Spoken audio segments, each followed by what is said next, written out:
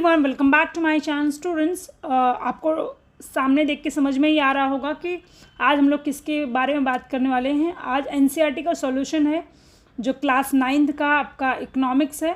उसमें chapter number 1 जो है आपका स्टोरी ऑफ पालनपुर, उसका एक्सरसाइज हम लोग डिस्कस करने वाले हैं। ठीक है, तो चैनल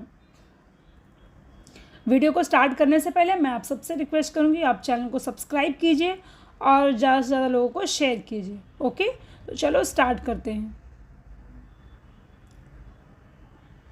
ओके, क्वेश्चन नंबर 1 दिया है, every village in India is survey once in 10 year during the census and some of details are present in following format. तो यहाँ पे दिया हुआ लोकेशन, टोटल एरिया विलेज और लैंड यूज़। ये आप लोग क्या कर सकते हो, खुद से कर सकते हो। जैसे कि आपने कोई पर्टिकुलर विलेज लिया, उसके बारे में आप पूरा डिटेल यहाँ पे डाल सकते हो। ठीक है, लोकेशन कौन सा है, टोटल उसका एरिया कितना है, लैंड यूज़ कितना है, ये सब चीज़ें डाल सकते हो। ठीक है, तो अब यहाँ पे कल्टिवेटेड लैंड का जो हम देखेंगे यहाँ पे एक उसमें 2 कैटेगरी, एक इरीगेटेड है, दूसरा नॉन इरीगेटेड है। मतलब जहाँ पे सिंचाई है और जहाँ पे सिंचाई नहीं है, सिंचाई की फैसिलिटी अवेलेबल नहीं है। तो इरीगेटेड की बात करते हैं तो 200 हेक्टर्स है। और land not available for cultivation area, जैसे ड्वेलिंग है, रोड है, पॉन्ड्स है, ग्रासिंग है, वो कितना है 26 हेक्टर। नेक्स्ट हम बात करते हैं फैसिलिटीज़ की, कौन कौन सी फैसिलिटी अवेलेबल है। अगर हम पालनपुर की बात करते हैं तो एजुकेशनल की बात करें तो एक हाई स्कूल है, 2 प्राइमरी स्कूल है। मेडिकल की बात करते हैं तो एक प्राइवेट डिस्पेंसरी है और एक पब्लिक प्राइमरी हेल्थ सेंटर है और जो गवर्नमेंट चलाती है। मार्केट की बात करते हैं रायगंज और शाहपुर है, 2 मार्केट है यानी कि। इलेक्ट्रिसिटी सप्लाई की बात करें तो most of the house have electricity connection and electricity power of all tube wells in the field and use in a very small scale business as well. Communication की बात अगर हम करें तो वेल कनेक्टेड विलेज है, जहाँ पर Raiganj 3 kilometre की दूरी पे है। प्रॉपर ट्रांसपोर्टेशन अवेलेबल, जैसे बुलक कार्ट है, टोंग्स है और बोगी है, जैगरी है। ओके, तो यहाँ पे मोटर फैसिलिटी भी अवेलेबल है, जैसे कि मोटरसाइकिल है, जीप है, ट्रैक्टर है और ट्रक्स भी है जो अवेलेबल है। और नियरेस्ट टाउन की बात करें तो वो क्या है, शाहपुर है। अब क्वेश्चन नंबर 2 की बात करते हैं, modern farming method require more input which are manufacturing industry, do you agree. तो आपको यहाँ पे लिखना है yes I agree with the statement. So yes, it is correct to say that modern farming method require more input which are manufactured industry. It is because modern farming method are use high yield shield, क्योंकि जो modern method जो ये है farming है वो हमेशा high yield shield जो है क्या करता है, सीड्स को यूज़ करता है। and these seeds require both chemical fertilizer and pesticides, agriculture elements like tractor, proper irrigation facility like electric tubes and all these element जो required होता है industry में। and however on the other hand traditional farming method are relatively on low yield shield variety of seeds use cow dung। अब जब पहले fertiliser नहीं हुआ करता था उस टाइम पे काउ डंग को जनरली यूज़ किया जाता था, या अदर नेचुरल मैनुअल। जैसे लोगों ने अपने घर में सब्जी बनाया तो सब्जी का जो भी छिलका है, आलू का छिलका, वो सब निकाल के खेतों में फेंक दिया, तो काइंड ऑफ वो एक नेचुरल खाद तैयार हो जाती थी उससे। ठीक है, so which is why less independent on agriculture output. मतलब पहले का आउटपुट भी काफ़ी कम होता, लेकिन अब दूसरी चीज़ भी देखें हम तो मतलब आउटपुट ज़्यादा भी आया था, क्योंकि जो लैंड थी वो ज़्यादा कल्टिवेटिंग थी, मतलब ज़्यादा उसमें कह सकते हैं कि प्रोडक्टिव ज़्यादा थी। ओके, थर्ड क्वेश्चन है, how did spread electricity help farmer in Palanpur. So the spread of electricity help the farmers of Palanpur is aid to transform the irrigation system in India, मतलब इन विलेज। तो irrigation system में development आने के लिए, transform होने की वजह से यहाँ पे इलेक्ट्रिसिटी आई। So farmers earlier use Persian wheel of draw water from well and irrigate small field, यानी कि आपने कभी कुआं देखा होगा तो कुआं के हेल्प से क्या करते थे, वो पानी को एक्सट्रैक्ट करके बाहर निकालते थे और फिर फिर जाके इरीगेट फैसिलिटी प्रोवाइड करते थे। After the spread of electricity ये चीज़ें ईजी हो गई क्योंकि उसको रिप्लेस किया गया इलेक्ट्रिक ट्यूबवेल से। And these Persian wheel and the first tube was installed by government but later private भी जो है इंस्टॉल करना स्टार्ट कर दी गई। So the cultivation of entire 200 hectare of irrigated land by in 1978। ठीक है, आई होप आपको समझ में आया होगा। सो नेक्स्ट क्वेश्चन है हमारा, it is important to increase the area under irrigation, why? तो मतलब इरीगेशन क्यों इतना इम्पॉर्टेंट है? So it is important to increase the land under irrigation because farming is the main source of income. जो लोग farmers होते हैं ना, जो गांव फार्मिंग बेस पे ज़्यादा डिपेंडेंट होता है या वहाँ की पॉपुलेशन फार्मिंग ज़्यादा करती है, तो उनके लिए एक मेन सोर्स ऑफ इनकम तो यही है। तो यहाँ पर बताई गई है उन्हें less than 40% the land is cultivated in the country. मतलब अगर पूरे ओवरऑल वर्ल्ड की बात करें तो 40% लैंड जो है वो कल्टिवेट की जाती है। Farmers are depend on the erratic monsoon and if the rainfall less farmer are bound to suffer major loss. देखो जो लोग मतलब फार्मिंग सीज़न में ही कल्टिवेशन करते हैं, तो अगर उस सीज़न में बारिश ही ना हुई तो उनको काफ़ी लॉस जो है झेलना पड़ता है। So if the water is provided for irrigation to the farmer, तो उनका जो लार्ज पोर्शन ऑफ लैंड है वो क्या हो सकता है, वो बेटर आउटपुट दे सकता है। ओके, और उन्हें आउटपुट ज़्यादा मिल सकती है। तो इन्हें क्या करना चाहिए, इन्हें इनकरेज करना चाहिए फॉर व्हाट, ताकि उन्हें इरिगेशन फैसिलिटी मिले और वो जो लॉस सफ़र कर रहे हैं वो सफ़र ना कर सकें। नेक्स्ट आता है construct a table on the distribution of land among the 450 family of Palanpur. तो यहाँ पे दिया हुआ है कल्टिवेटेड लैंड जो नंबर ऑफ फैमिली है, पहला है 0 जिसके पास 150 है, लेस देन 2 हेक्टर और 240 और मोर देन 2 हेक्टर 60 है। ठीक है, यहाँ पे मतलब पॉपुलेशन को जो है वो डिस्ट्रीब्यूट किया गया है। नेक्स्ट आता है why are the wages for farm labourer is Palanpur is less than minimum wage. So there are many landless farm laborer who are paid less than minimum wage in Palanpur। क्यों? क्योंकि government declare ways for a farmer is 300 per day.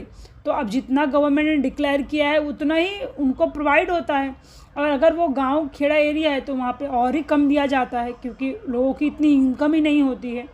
So but the competition for work among the farm labourer is very high.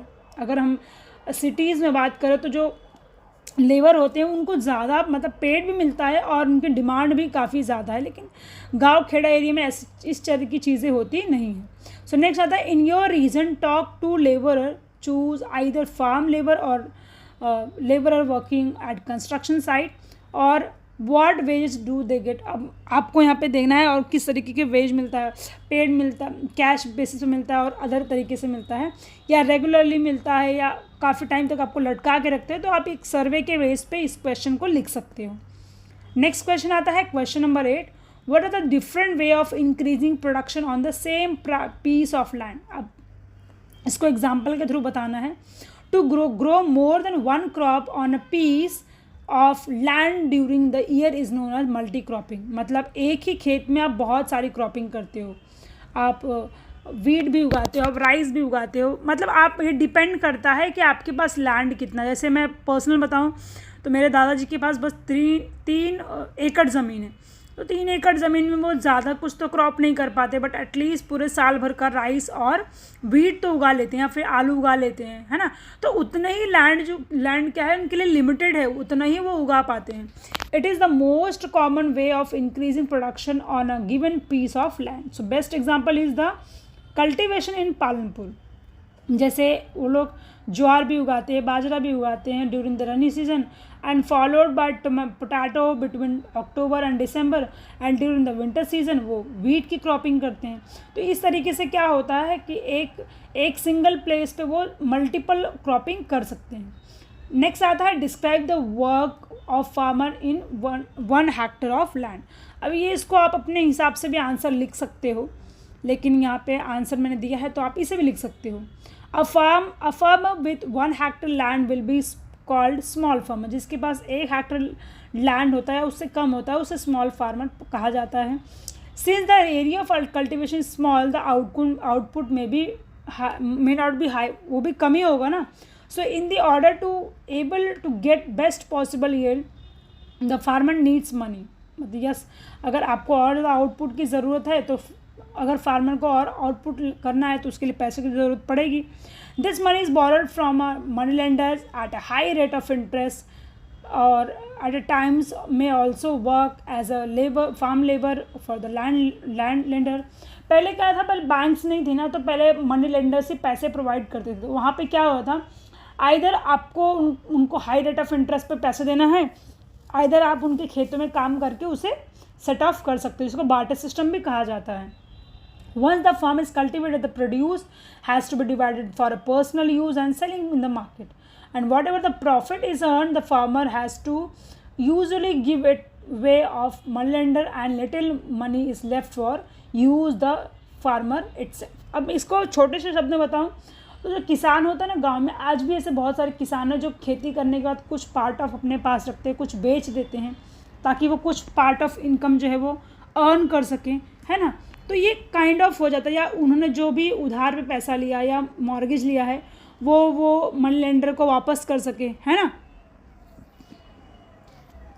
Next बात करते हैं, next question है how do the medium and large farmer obtain capital for farming, how it different from small farmers. अब इसको हम समझते हैं. Large and medium farmers sell surplus farm products from the part of their produce and a part of earning is save for a next year. मतलब जब वो next season में cropping करेंगे तो उसके लिए वो क्या करते हैं, सेव करके रखते हैं ताकि अगले साल उनको बैंक से लोन ना लेना पड़े. A few of them give away the saving to small farmers and loan at higher interest rate and get back the amount by the next season. So thus they are able to arrange the capital for farming of their own saving. Sometime ऐसा भी हो जाता है, sometime उन्हें loan भी लेना पड़ जाता है. अगर उन्होंने पैसा नेक्स्ट सीजन के लिए सेव करके रखा है तो उनकी खुद की सेविंग से फार्मिंग हो जाती है. So some farmers might use the saving to buy cattle trucks और to set up a shop. Next question, question number 11. On what term did Savita get loan from Tejpal Singh, and would Savita condition to be different if she could get a loan from the bank at a low interest? अभी यहाँ पे दो चीज़ें हैं. एक जो तेजपाल सिंह है वो क्या होगा, वो मनी लेंडर होगा जो हाई रेट ऑफ इंटरेस्ट पे देगा, आइदर बैंक होगा जहाँ पे लो रेट ऑफ इंटरेस्ट पे पैसे मिलेंगे. Savita get loan from Tejpal at the rate of interest for 24% for 4 months and also had to work for Tejpal Singh as a farmer labor at a wage rate of 100 per day during the harvest season.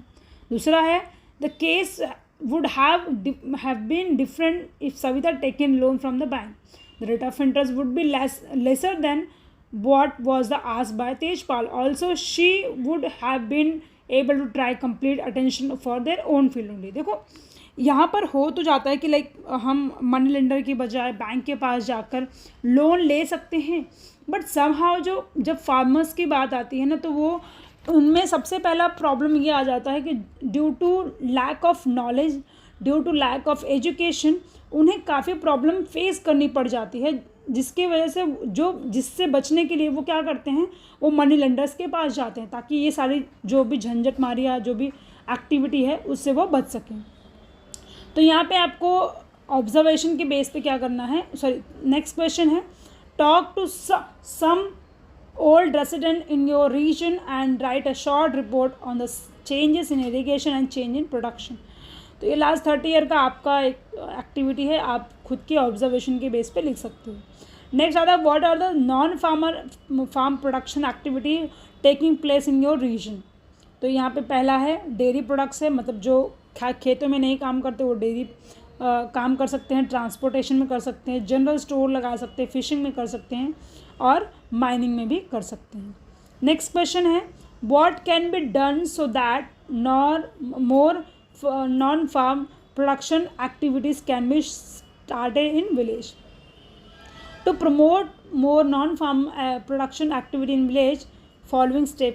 अब यहाँ पे steps दिए हुए हैं और ये last question है. Okay, loan must be available for people at a low interest rate so that they can start the business. जो लोन उनको जो भी प्रोवाइड करता, चाहे वो मनी लेंडर चाहे बैंक हो, वो लो रेट ऑफ इंटरेस्ट पे होना चाहिए.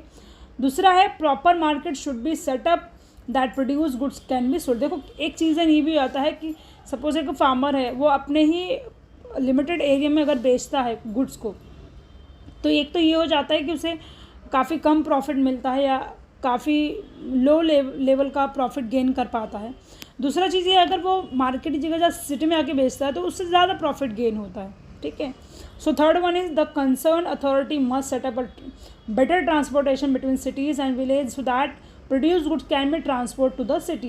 यहाँ पे ये बताया है कि अगर वही बात है कि अगर सिटी में जाता है, दूसरे स्टेट में ट्रांसपोर्ट होता है, तो जो फार्मर होता है उसे ज़्यादा प्रॉफिट मिलता है. क्यों? क्योंकि वो ज़्यादा दाम में बिकेंगे दूसरे स्टेट्स में, और हमारे स्टेट में हमें, वो स्टेट कह सकते हो, रीजन कह सकते हो, सिटी कह सकते हो, हमें पैसा कम मिलेगा. सो पीपल और concern authorities should be set up a better transportation for the farmers. तो यहाँ पे हमारा चैप्टर नंबर 1 का, that is story of Palanpur का एक्सरसाइज कंप्लीट होता है. हम मिलेंगे अगले वीडियो में जिसका नाम होगा पीपल एज ए रिसोर्सेज. ठीक है, वहाँ पे हम सेकेंड चैप्टर के एक्सरसाइज को डिस्कस करेंगे और ऑन बिहाफ ऑफ दैट आप अपनी नॉलेज को भी टेस्ट आउट कर सकते हो.